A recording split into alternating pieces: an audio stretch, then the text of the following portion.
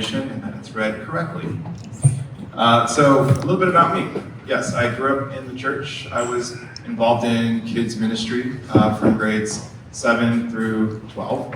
And during that time, I thought it would look really good on my resume if I counted all those hours to apply to colleges. And using that 1,000 hours was beneficial to me because it's gotten me to where I am today, understanding kids and kids ministries and being able to give talks like this from a place where I feel like I understand it pretty well.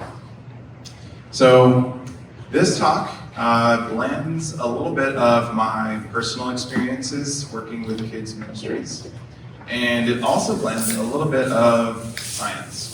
And what I mean by that is we're going to be talking about the brain. The brain is an amazing muscle in the human body, and I just thought it would be a good idea to kind of familiarize you guys with it a little bit more from what I've learned in the last 2.5 years. And then of course, this is a faith-based organization, and so there's a little bit of religion in there, a little bit of spirituality. I had a verse in there that might be able to help you guys understand kind of how I'm approaching this, also from a faith standpoint.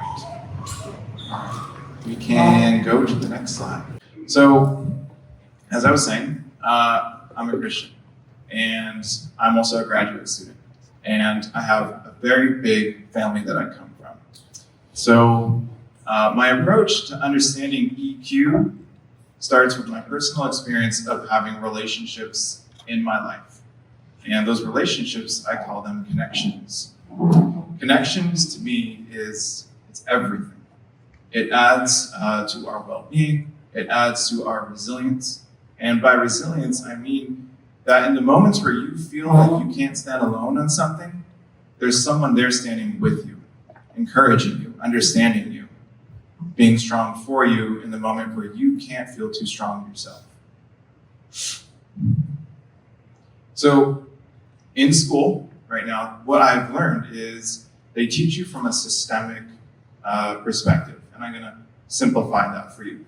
Systemic means when I'm sitting with my client in the office, I see them as they are in that moment, but I'm also looking at them as a collection of experiences and relationships. So this person could be a brother. They could be a son. They have parents, grandparents, cousins. They probably work somewhere. They probably exercise somewhere. They have hobbies. They have passions. They volunteer in groups. This person is one part of a big system of who they are. So when I'm looking at any one person, I'm taking into account all of those areas of their life, because all of it really does matter in the moments where they're coming to see me. A little fun did you know section of brain facts. So did you know that the average brain has about 86 billion neurons, which is up to a quadrillion synapses? The neuron is the brain's primary cell that communicates information. And in the talk today, the information that we're talking about is emotion. So neurons are good for us in understanding how they work because it'll help us understand how we take emotion and process it in our brain. Every thought that you have, even thoughts that you're having right now, changes your brain chemistry, changes the neurons and how they connect to each other. This is called neuroplasticity. Basically, it means the brain can grow. In some areas, it grows like when you're working out, part of your brain is working too. When you're studying, that part of your brain that was working out is now on break, and now the part that's intellectual is being worked. So your brain is constantly growing, and it is also connecting those neurons, and the stronger that the neuron connections are, the better you are at understanding that part of your brain and interpreting knowledge and emotions. And one of those ways that these neurons become stronger is through growth in relationships, which is the positive connection and attunement create the neural foundation for emotional regulation, empathy, and self-worth. Wow, those are a lot of big words. I know there's a lot of intellectual knowledge here, so let me simplify it. When you have good people in your life helping you understand who you are and your identity and your emotions, it creates positive neural connections in your brain. And so anytime that you're feeling sad or happy, you're also remembering that person that was there to support you. which is furthermore, again, on resilience. Those people that you know would be there for you when they're not, you remember who they are and what they would say to you. So this is a little nerdy video of neurons connecting. This is the science component of my talk. And you'll see that it'll start to reach for the other.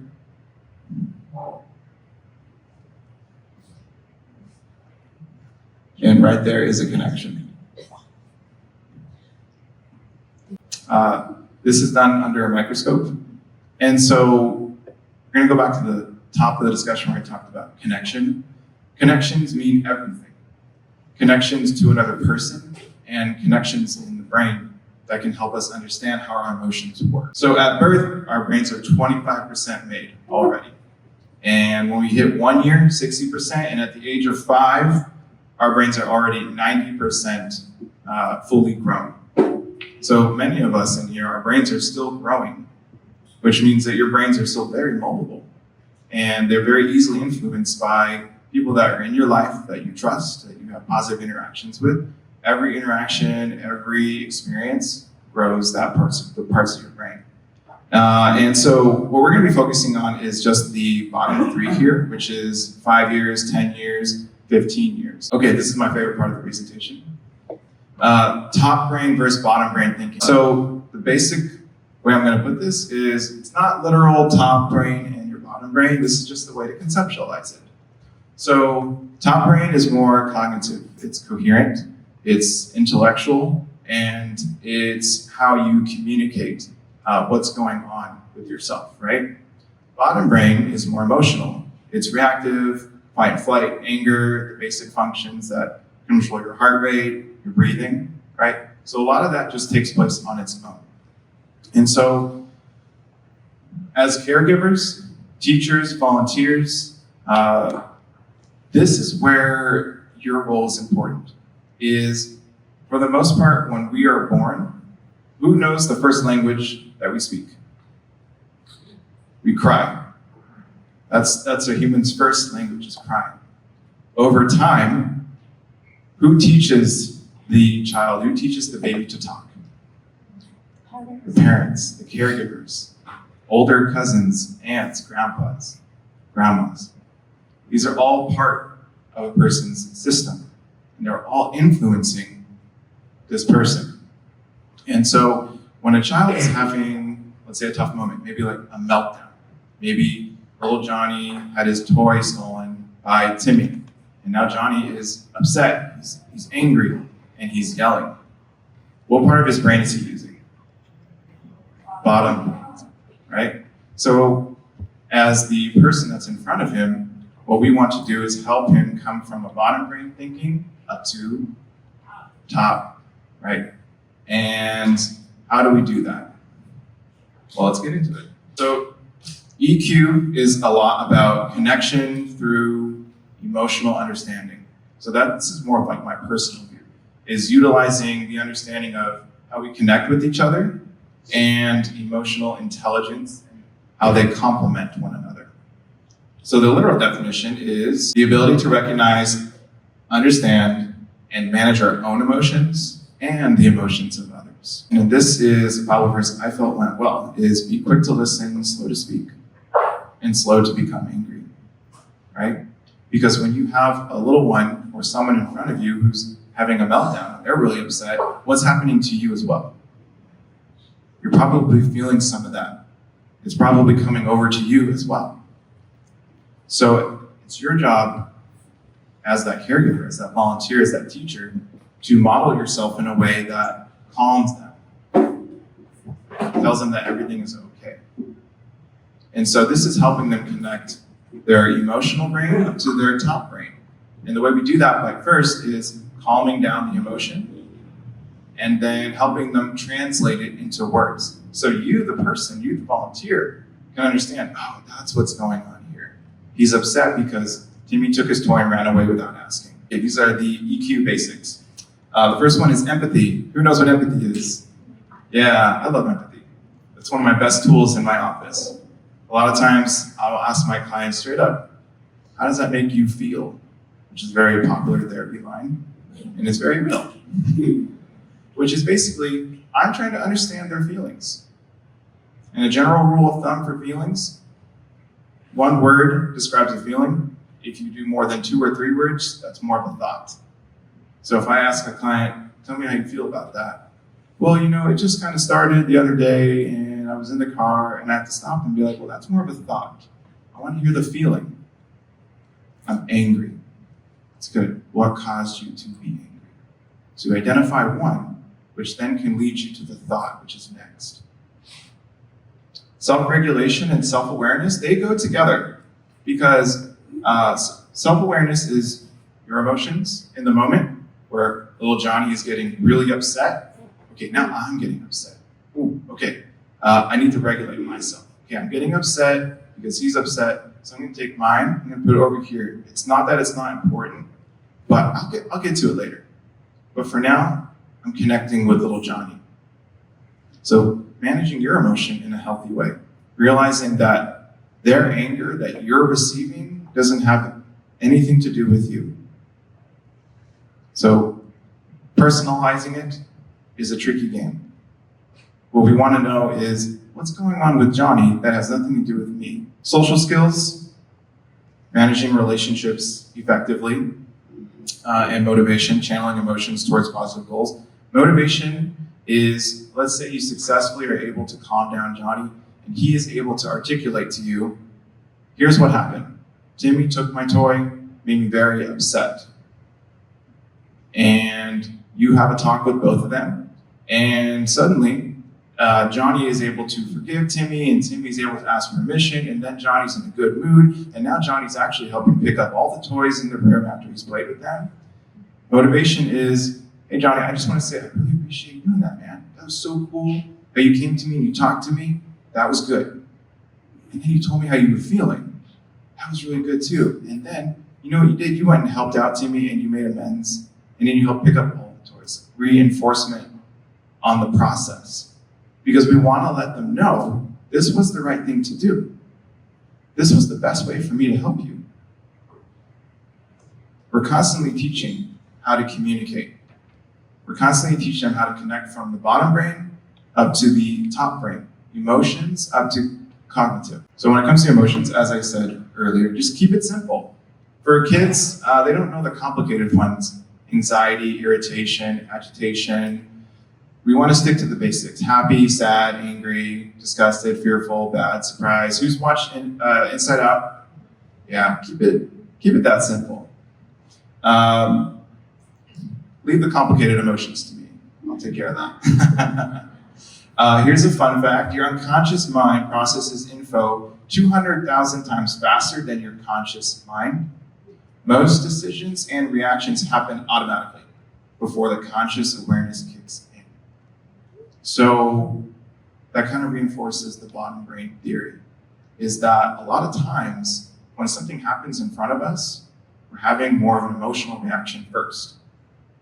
And then you self-regulate, calm yourself down. Wait, how do I need to think about this? Come up to top brain thinking, right? Now, it doesn't mean that you have to dismiss your feelings. You're acknowledging them and learning, okay, what does this feeling tell me about this situation? I'm really angry that this person did this thing. Why does that anger me? Because I have a value that it's nice to ask for permission to share. And that person crossed that line. So it's understanding how your brain thinks and then applying it into the children's ministry. I think little Johnny's kind of coming at this from a more emotional standpoint right now, so let me sit with him first before I can actually figure out what is going on. How to connect using emotional intelligence. So back to empathy, which is the ability to understand and relate to another person's feelings. So my approach to this is your tone, starts with the tone. You want to be calm, soft, gentle, clear, right? Help them know that they're in a safe space. The nonverbals. When you're working with kids, especially for the adults in here, to a kid, anyone who's above 4 or 5 foot is a really big person, and they come off intimidating. And so we don't want our kids to feel intimidated. So one thing we can do is we can get down on their level, and we can either meet them at their eyes, with a little bit of distance or get just below it, because we don't want to be a threat to them. We want to let them know, I'm here with you. I'm here to listen and connect with you. Reflection. Listen with the intent to understand, not fix. What you want to do is repeat back to them what they've said to you. And remember, it can be kind of hard to get them to talk, especially when they're overwhelmed, there's tears, or perhaps when they're sad and they're isolating and they don't want to say a thing at all, which is okay, which is the next point I want to make, which is validation. You want to normalize the experience that they're having. Let them know it's okay and that they're safe. If you have a child who is really angry, overstimulated, it doesn't mean that you're going to meet them in that same overstimulation. What you want to do is model, hey, let's bring it back down to here. I'm here with you. It's okay, I'm listening. Listening isn't about hearing what they're saying and thinking of a solution in the moment. Listening is simply, I'm really upset because Timmy took my toy. And you reflect back. So what I'm hearing you say is that you're upset that your friend took your toy without asking. That would make me upset too. But it's okay. You are allowed to feel upset. That's okay. You validate it. It's their emotion. It's real to them. It's what they're experiencing. Versus dismissing of, no, that's not, you should be upset about that. It's not a big deal. And suddenly the connection is broken. What we're trying to do is connect, understand, listen, slow down. When you are able to achieve that with somebody, you help them feel safe. You help them feel heard because you listened. And because of that, they can be more honest with you. And when they're more honest with you, they can become more intimate. And thus you both have a common goal, which is to figure out what's going on. Connection. All right, thank you. We will. Her teacher hasn't even seen Riley all day. What? What was she wearing last? Do you even remember what... Riley! There you are, thank oh, goodness. we were worried sick. Where have you been? It's so late. Honey, what happened? Is everything all right?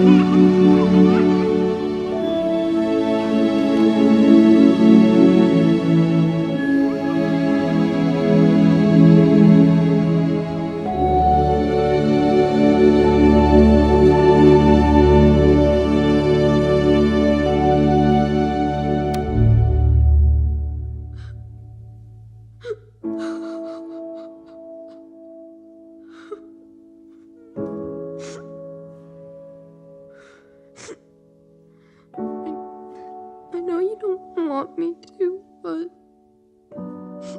I miss home. I miss Minnesota. You need me to be happy, but I want my old friends and my hockey team. I want to go home. Please don't be mad. Oh, sweetie. We're not mad. You know what? I miss Minnesota too. I miss the woods where we took hikes. And the backyard where you used to play. Spring Lake where you learned to skate. Come here.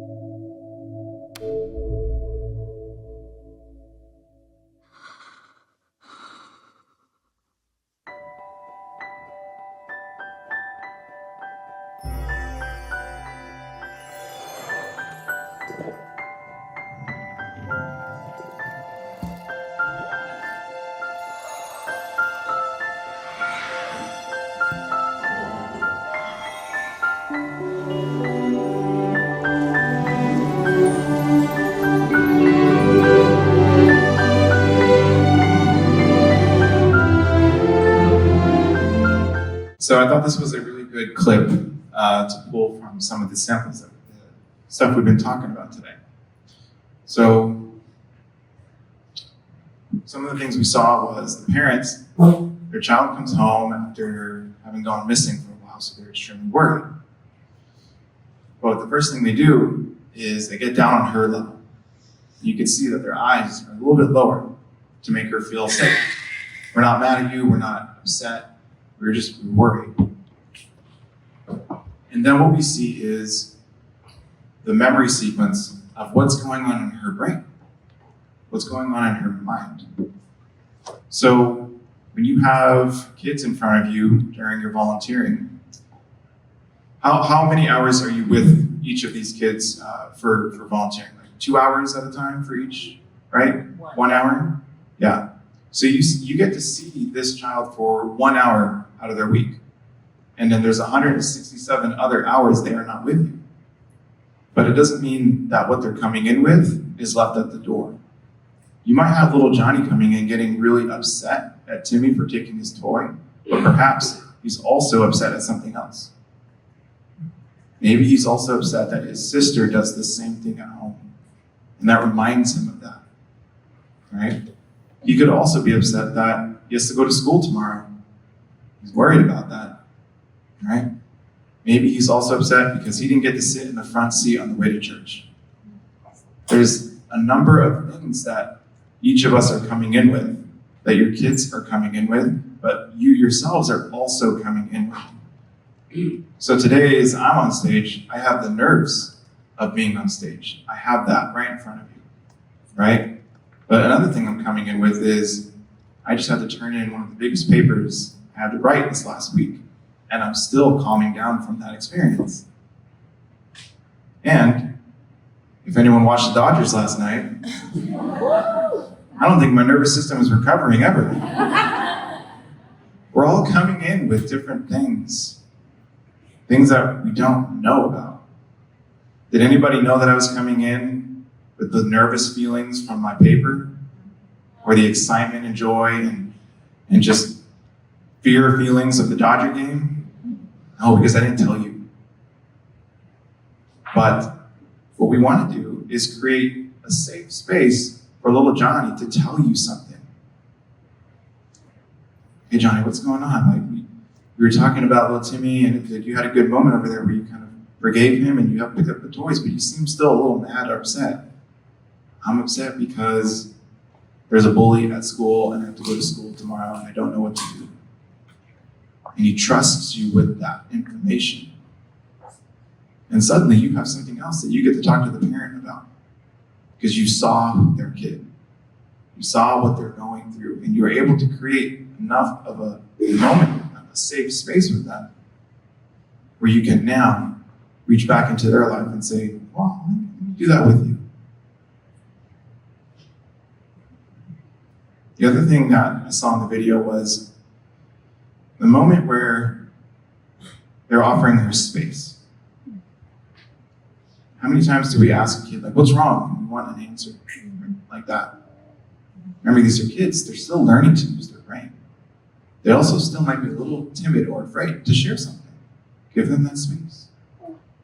If you have a kid that is sad and he just wants to sit all in the corner and not participate, go sit with him. Get on his level. Let him know it's okay. I'll sit here with you for a little bit. And then after 5-10 minutes, maybe see if he wants to join you in a task. Kids connect really well over play and over tasks that an adult gives to them. Makes them feel important. Makes them feel like they have something to do, some meaning, some purpose. And what else we saw in the video was the father related to her. We're not mad. I miss Minnesota too. Hey, little Johnny. Yeah, that bully at school, I wouldn't want to go see them either. Let them know that you're on their same level. Emotionally connect with them. All right, I believe that's all the time I have. Awesome. Thank you. Can you guys give a hand of applause? Wow.